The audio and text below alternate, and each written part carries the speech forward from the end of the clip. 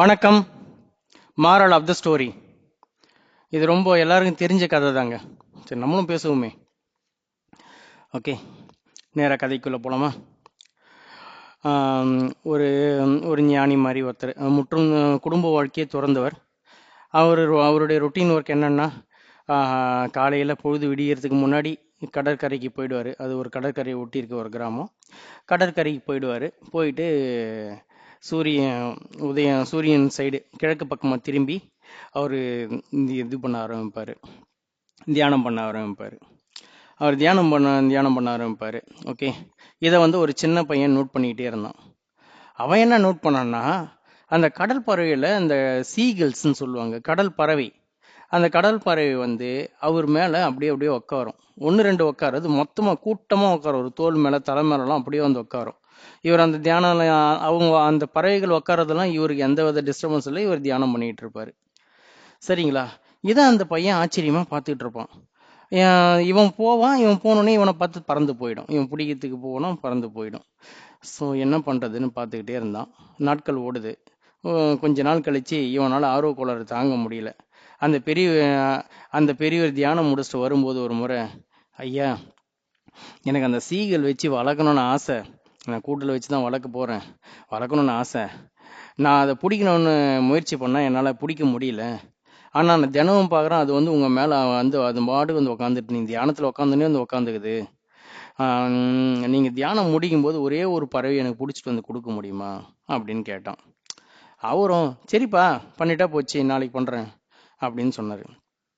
அடுத்த நாள் போயிட்டு அவர் வரும்போது வெறுங்கையோடு வந்தார். இவன் பார்த்துட்டு, சாமி என்ன ஆச்சு அப்படின்னு கேட்டான். இன்னும் ஏனோ தெரியலப்பா, பறவைகள் என் மீது கூட பறக்கவே இல்லை அப்படின்னு சொன்னார். கதை முடிஞ்சிடுச்சுங்க. விஷயம் ஒன்றுமே இல்லைங்க. அதாவது நான் இதுக்கு முன்னாடி ஒரு வீடியோவில் கூட சொல்லியிருப்பேன், at least you should at least laugh at your not in regular ஒர்க்னு ஒன்று சொல்லியிருப்பேன். அதாவது சிரிக்கிறதுக்கு ட்ரை பண்ணுங்கன்னு சொல்லியிருப்பேன். இருக்கிற டைமு கொஞ்சம் சந்தோஷமாக இருக்க பாருங்கன்னு சொல்லியிருப்பேன். இது எல்லாமே ஒன்றுமே இல்லை. நம்ம எண்ணத்தை வச்சு நம்மளை சுற்றி ஆறான்னு ஒன்று கிரியேட் ஆகுங்க. ஆறான்றதுனா just like electromagnetic force, நம்ம கண்ணுக்கு தெரியாத இருக்க ஒரு ஃபோர்ஸ். இது எல்லாராலையும் உணர முடியுங்க. அது ஒரு விஷயம் இல்லை. எப்படின்னா, இந்த இந்த ஆறாவோட ஃப்ரீக்வெண்ட் அதிகமாக இருக்கிறவங்க கிட்ட போகும்போது எல்லாருமே அதை உணர்வாங்க.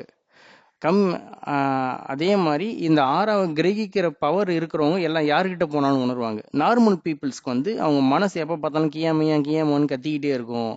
அதெல்லாம் அவங்களால இதை உணர முடியாது. சிம்பிள் ப்ராக்டிஸில் தெரிஞ்சுக்கலாம். இதுதான் இங்கே நடந்தது. அந்த முனிவர் அதுக்கு முன்னாள் வரையும் பறவையை பிடிக்கணுன்ற இன்டென்ஷன் அவர் மனசில் இல்லை. பறவைகள் தானாக அவங்க தோல் மேலே உக்காந்தது. அன்னைக்கு தான் அவர் பறவையை பிடிச்சி தரணும்னு முடிவு எடுத்தார். அந்த எண்ணம் அவர் மனசில் போய் பதிஞ்சிச்சு. அடுத்த நாள் தியானத்தில் உட்காரும்போது பறவை வந்தால் நான் பிடிக்கணுன்ற எண்ணத்தை ஒரு நினச்சிட்டு உட்காந்து அவர் பாட்டி தியானத்தில் இறங்கிட்டார். ஆனால் அந்த ஒரு எண்ணம் அவரை சுற்றி அவரை சுற்றி இருக்க ஆறாவில் பாதிச்சது. பறவை கிட்ட வரும்போதே ஆஹா, இவன் நமக்கு நெகட்டிவ், இவன் நமக்கு ஏற்றது இல்லைன்னு சொல்லிட்டு அந்த வந்த பறவை திரும்பி போயிடுச்சுங்க. இதுதாங்க விஷயம். Okay, moral of the story, எண்ணங்களை தெளிவாக வச்சுங்க. நெகட்டிவ் தாட்ஸை கொஞ்சம் குறைக்கிறதுக்கு ட்ரை பண்ணுங்க. மீண்டும் விவாதிப்போம்.